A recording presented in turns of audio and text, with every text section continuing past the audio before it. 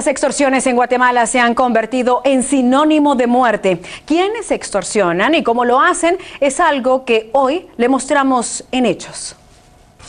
La extorsión es un flagelo que ha causado gran impacto en el país, pero no en todas las extorsiones existe una estructura criminal detrás, pues de un 100% de extorsiones, solo el 10% son realizadas por una organización criminal, por lo que se pueden determinar dos tipos de extorsión. La extorsión simple no tiene una estructura criminal, solo cuenta con un cobrador y la persona que llama. Se basa en el daño psicológico que puede causar o bien el temor en la persona por medio de llamadas. Se hace pasar por un pandillero. Buscan información de su víctima con vecinos, tarjetas, redes sociales y la guía telefónica. Según autoridades, este tipo de extorsión finaliza con el hecho de no contestar las llamadas o bien se puede determinar al escuchar el discurso o rastrear las mismas. La extorsión compleja posee una estructura criminal piramidal, cuenta con líderes, cómplices, cobradores y sicarios. Los líderes generalmente son pandilleros, genera muerte y destrucción. Sus víctimas son comerciantes, transportistas o empresarios. En este tipo de extorsión lo mejor es la denuncia, ya que las autoridades le darán seguimiento. El 80% de este tipo se hacen desde las cárceles, por lo que al aislar al reo se detiene la extorsión y se le da persecución a la estructura. Según la Fuerza de Tarea contra las Extorsiones, estos detalles en el tema surgieron de un análisis denuncia por denuncia en un lapso de 30 meses, que han logrado la captura de 1.700 personas y más de 25 estructuras criminales. Azucena Alvarado, Azteca Noticias. Extorsión es una palabra que ya forma parte del vocabulario diario de los guatemaltecos y se ha enraizado tanto que ya incluso involucra en sus estructuras a niños y niñas. ¿Cuál es el trabajo que desempeñan y qué efectos provoca en ellos y también en la sociedad? La siguiente nota nos lo dice. En el año 2014 fueron capturados más de 150 adolescentes vinculados a las extorsiones. Pero esto solo marca la forma que son usados muchas veces por sus padres. Hemos visto un fenómeno en los últimos meses, que algunos tutores están abriendo cuentas para menores de edad en el sistema bancario.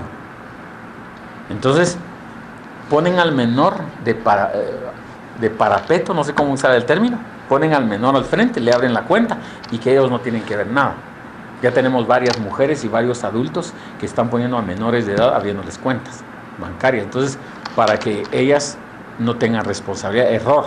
Según autoridades, se dará seguimiento a las extorsiones pese a la participación de los menores. Nosotros vamos detrás. Si el menor tiene de 13 años para arriba, obviamente le vamos a seguir un proceso penal, una investigación penal, digamos, que contenga unos 6 años de prisión, utilizando obviamente los centros de menores y el proceso penal de menores, ¿verdad? Penal juvenil, ¿verdad? De 13 para arriba. El problema es de 13 para abajo, porque son totalmente inimputables, 13 para abajo. Ahí ya son de protección, menores en protección en riesgo, y tiene que haber la PGN. Pero independientemente de ello, quiero dejar claro que detrás de esta persona, de estos niños, hay un adulto que le ha abierto la cuenta y vamos también detrás de ellos. Por su parte, Marco Garavito de la Liga de Higiene Mental afirma que los menores son usados por los adultos, pues las leyes son más benevolentes con ellos. Es un sujeto menos proclive ante la ley, por eso el delincuente adulto lo usa, ¿verdad? Entonces hay que mandar un niño a extorsionar o una niña, porque los riesgos que el adulto enfrenta por ese hecho, lo suple a través del riesgo menor de un menor de edad. Por lo que afirma que se deben dar mejores garantías a los niños y adolescentes para empoderarlos y que no sean víctimas de bandas o del crimen organizado. Con información de Azucena Alvarado, Azteca Noticias. La forma común de extorsionar es a través de llamadas telefónicas. Estas se pueden hacer desde cualquier sitio sin salir de una casa. Una llamada podría alegrarnos el día. Una llamada de alguien que está lejos puede cambiarnos la vida. Oí el teléfono, yo el teléfono lo tenía ahí en mi cuarto, era de esos inalámbricos. Y lo agarré, va hablando tranquila, nunca imaginándome lo que iba a suceder. Cuando me habló, hoy escuché la voz de un joven, muy desagradable la voz, ¿verdad? Y me dijo que él sabía muy bien que me dijo el nombre de mi hija, el color de la casa, la dirección y todo. Y me estaba pidiendo cierta cantidad, porque me dijo que si yo no le daba esa cantidad de dinero, él iba a matar a mi hija. Él le dio un número de teléfono a donde ella debía llamar, pero no lo hizo porque las llamadas amenazantes continuaron. Sonó el teléfono y yo le dije a mi esposo, va a ser él, y mi esposo contestó.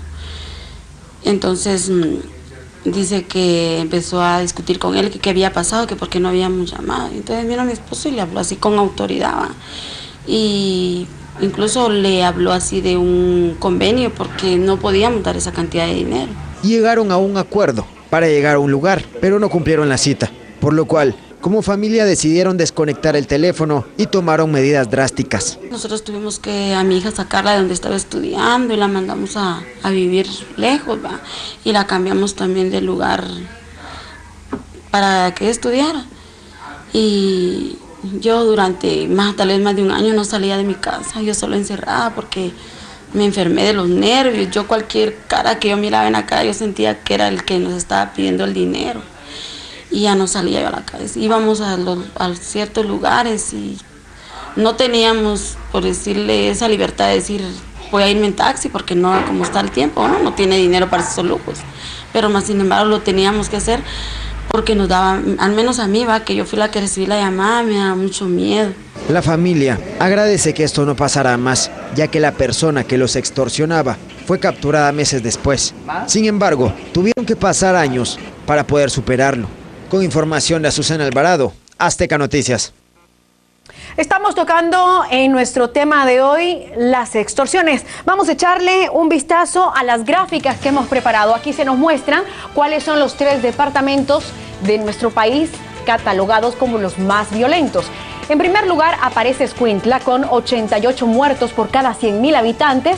Luego en la segunda posición está Zacapa, 80 muertos por cada 100.000 habitantes. Y en tercer lugar encontramos a Guatemala con 73 muertos por cada 100.000 habitantes. Vamos ahora a conocer cuáles son los municipios más violentos del departamento de Guatemala. En primer lugar está el puerto de San José, en segundo Villanueva y el tercero está el de Misco. ¿Será que lo estoy viendo bien? Digo, porque quizá le tendría que prestar mis lentes al alcalde de Misco. Yo, si fuera alcalde, no aceptaría un nombramiento y pasar a la historia como un municipio teniendo el primer lugar como seguro de Centroamérica. Usted lo recuerda, yo sí lo tengo muy claro. Fue el 19 de noviembre del año pasado, 2014, donde dentro de esta construcción de espacios de concertación para la seguridad de la ciudadanía y el fortalecimiento, supuestamente, el fortalecimiento de la comunicación entre gobierno y comunidad, encontrábamos justamente que habían implementado planes de seguridad y entonces les certificaban a Misco como uno de los municipios más seguros. ¡Oh, sorpresa! Vamos con otra gráfica, municipios con más extorsiones. ¿Cuáles son? ¿Se imaginaba que estaba entre ellos como posición número 1 Guatemala? Pues ahí está.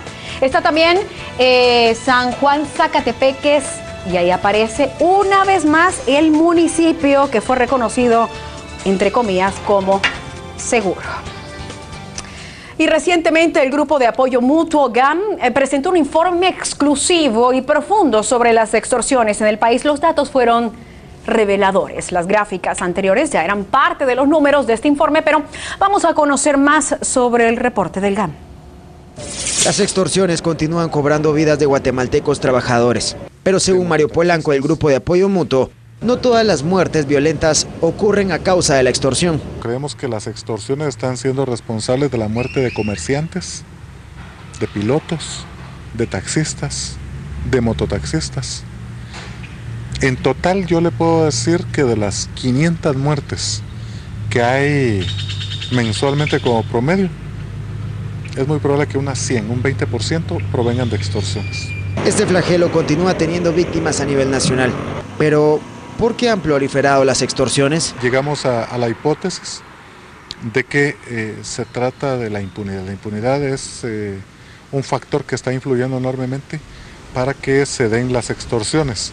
Se genera la sensación de parte de la población y de parte de la delincuencia de que no hay efectividad de parte de las autoridades y se incrementan las extorsiones. Que hay mucha fragilidad en las políticas en materia de seguridad durante la actual administración gubernamental. No se le está poniendo atención a este tema que es tan importante. Y nosotros reconocemos que en algunos aspectos se ha fortalecido a la Policía Nacional Civil, pero en este ámbito nosotros sí encontramos que ha habido mucha debilidad y queda mucho por hacer.